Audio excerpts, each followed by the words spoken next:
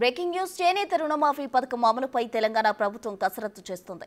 2017 April నుంచి 2024 మార్చి 31 వరకు ఉన్న రుణాలు మాఫీ చేయాలని ప్రభుత్వం నిర్ణయించింది.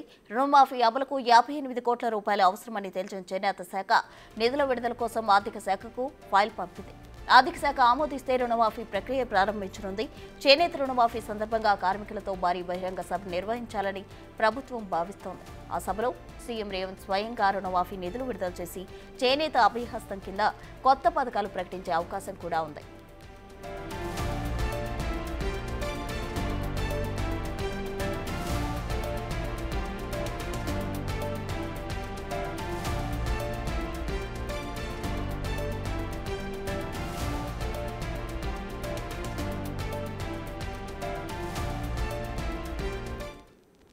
చేనేత కార్మికులకు రుణమాఫీ పథకంకు సంబంధించి తెలంగాణ ప్రభుత్వం కసరత్తు చేస్తోంది. దీనికి సంబంధించి పూర్తి వివరాలు మా అసోసియేట్ ఇన్పుటేటర్ నగేష్ అందించేందుకు సిద్ధంగా ఉన్నారు. నగేష్, తెలంగాణ ప్రభుత్వం చేనేత కార్మికుల ఆత్మహత్యలపైన సానుకూలంగా స్పందిస్తోందని చెప్పొచ్చు. ఎందుకంటే 2017 నుంచి అప్పటి బీఆర్ఎస్ ప్రభుత్వం చేనేత కార్మికులను ఆదుకోలేదు. దానికి సంబంధించి అప్పటి నుంచి ఆత్మహత్యలు కూడా పెరిగిపోయాయి. చేనేత రుణమాఫీకి దాదాపుగా 58 కోట్లు విడుదల చేయడం కోసం ఆర్థిక శాఖకు దస్త్రం వెళ్తుంది.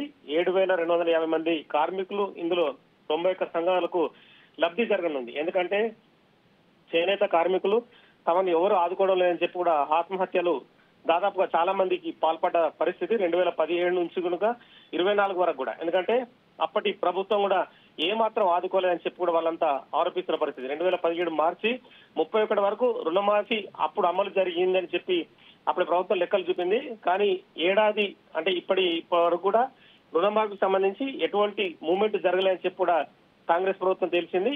ఇప్పటి నుంచి ఏదైతే 7,250 మంది కార్మికులు ఉన్నారో దాదాపుగా 40.10 కోట్ల వ్యక్తిగత రుణాలు వీళ్ళు 91 చేనేత సహకార సంఘాల ద్వారా వీళ్ళు తీసుకున్నారు.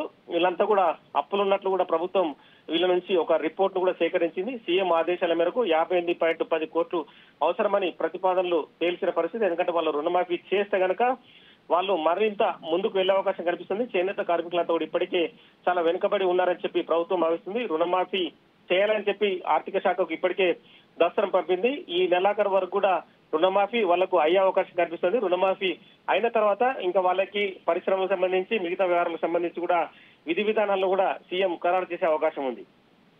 Thank you Nagesh.